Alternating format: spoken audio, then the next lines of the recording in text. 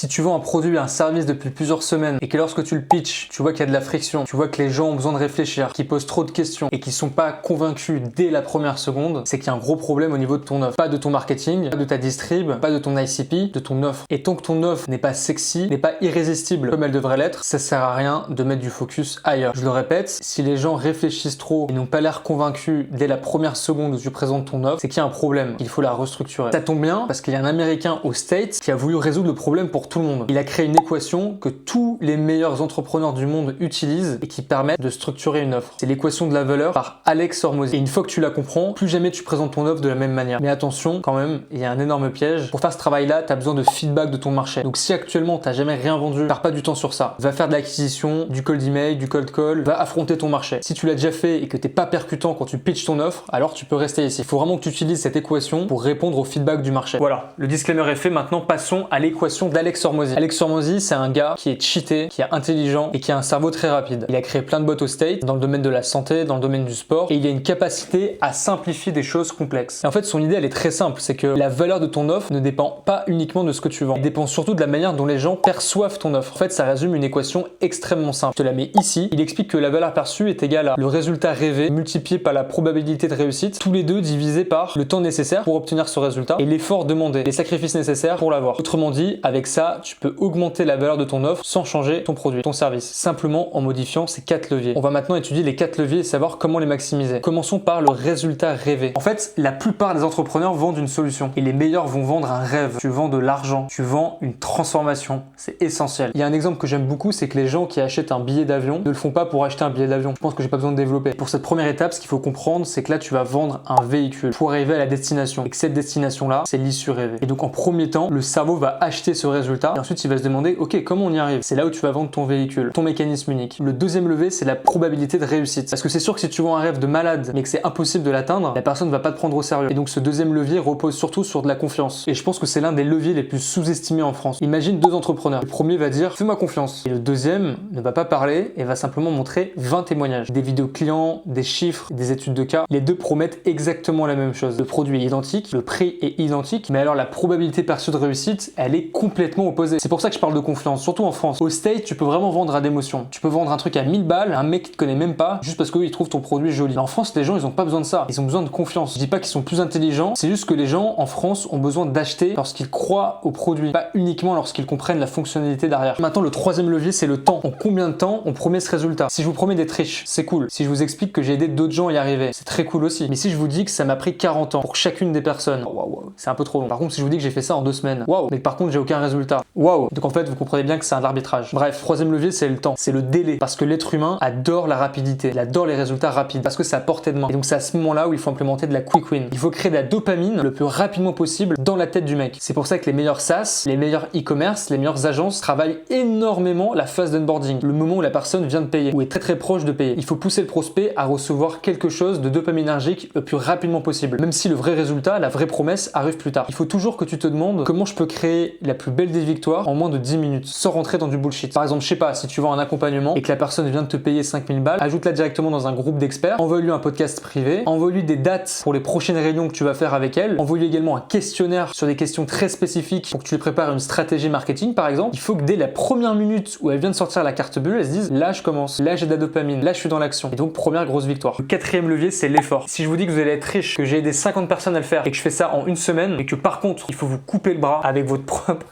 propre main, bon bah ouais, bon allez salut, tu m'as saoulé. Eh bah ouais, alors que pourtant les 3 premiers étaient validés. Donc l'effort, le sacrifice demandé pour atteindre ce résultat est essentiel à prendre en compte. La plupart des entrepreneurs pensent que plus ils ajoutent des fonctionnalités, mieux ça va se vendre et plus leur offre va gagner de la valeur. C'est souvent l'inverse. 40 vidéos, 12 formulaires, 25 features, 8 appels, 42 PDF. En fait, tu fatigues ton prospect. Donc là, tu peux arbitrer entre du done with you ou du done for you. En fait, ton métier, c'est pas uniquement de répondre à une problématique, c'est de le faire le plus simplement possible. Je sais pas, un exemple, on arrive à soigner le cancer, mais par contre, il faut que chaque personne aille sur la lune, il faut qu'elle fasse 3 saltos arrière, il faut qu'elle se fasse masser les pieds par un alien. Bon bah ok, le cancer est soigné, mais en fait, impossible. Trop de sacrifices, trop de temps même. Par contre, l'offre était sexy. Donc voilà, tu comprends bien que les 4 leviers doivent marcher ensemble. Ces 4 leviers, tu dois pas les faire dès maintenant, surtout si t'as pas de data. Ça va te prendre du temps, de l'énergie mentale, mais pour bien faire les choses, il faut que tu puisses t'adapter en fonction des feedbacks que le marché t'a donné. C'est ce que je dis sur toutes mes vidéos. Analyser les objections, repérer les patterns qui reviennent le plus, repérer les feedbacks et à partir de là, améliorer votre offre. Concrètement, comment ça se passe? Tu vas utiliser le framework suivant. Analyser les objections, les feedbacks feedback, les freins, les résultats et les expérimentations. Bon, les objections, tu le sais déjà, c'est ce qui revient le plus dans les appels. C'est les fameux je vais réfléchir, j'ai pas compris comment ça fonctionnait, j'ai besoin de temps, faut que j'en parle à ma femme, c'est trop cher, où sont les preuves? Ça, c'est les objections. C'est hyper important à prendre en compte. Ensuite, tu as les feedbacks. Les feedbacks, c'est plutôt qu'est-ce que les prospects te répètent le plus souvent. C'est un peu du champ lexical dont on parle ici. Ça va t'aider à faire les meilleurs arguments marketing, à reprendre leur expression, à reprendre leur vision des choses. Ensuite, tu as les freins. Comment tu vas pouvoir réduire le temps pour atteindre le résultat espéré? Comment tu vas pouvoir diminuer les efforts? Comment tu peux supprimer des étapes bullshit qui ne servent à rien? Ça, c'est les freins, il faut les enlever. Ensuite, tu as le résultat final. Pose-toi la question si tu parles vraiment du résultat final ou si tu décris des fonctionnalités. Par exemple, pour la niche des couples, dans une application mobile par exemple, là, tu as des flashcards qui vont te poser des questions sur ton couple. Et en gros, la flashcard, il y a du bleu, il y a du jaune, il y a une phrase au milieu et tu peux appuyer au hasard dessus pour qu'elle t'en donne une sur 365 au hasard. Bon, voilà, ça, c'est la fonctionnalité, c'est la features. En fait, si tu expliques juste ça, la personne va rien comprendre. Mais si tu expliques qu'en gros, tu vas poser des bonnes questions pour mieux communiquer avec ta copine et que vous allez mieux vous entendre sur certains points, que vous allez rigoler et en apprendre l'un sur l'autre, bon bah c'est trop bien. Le résultat, tu l'as vendu. Le résultat, c'est la communication dans un couple. C'est pas une features hyper chiante à comprendre. Donc il faut que tu simplifies le message au maximum. Et enfin, tu as l'expérimentation. Une fois que tu as modifié ton offre, et ça doit pas prendre plus d'une journée, va immédiatement sonder le marché. Il faut jamais que tu restes dans Google Drive avec ta nouvelle offre. Il faut que tu la testes, que tu la mesures, que tu réitères à nouveau, que tu reprennes des feedbacks. Et en fait, c'est une boucle que je te mets ici. C'est que tu vas confronter ton offre au marché, tu vas prendre des feedbacks, tu vas améliorer des fonctionnalités, tu vas la reproposer au marché, reprendre des feedbacks, etc.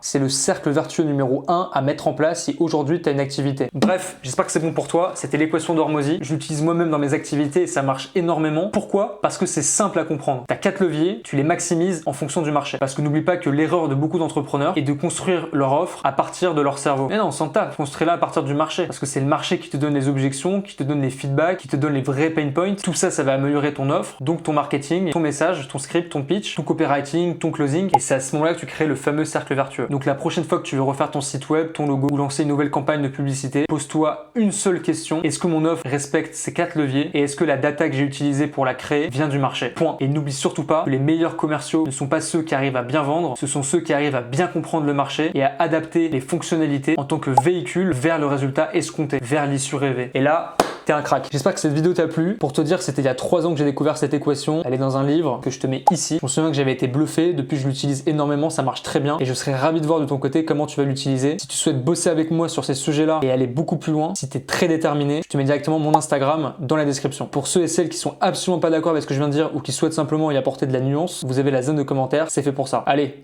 ciao!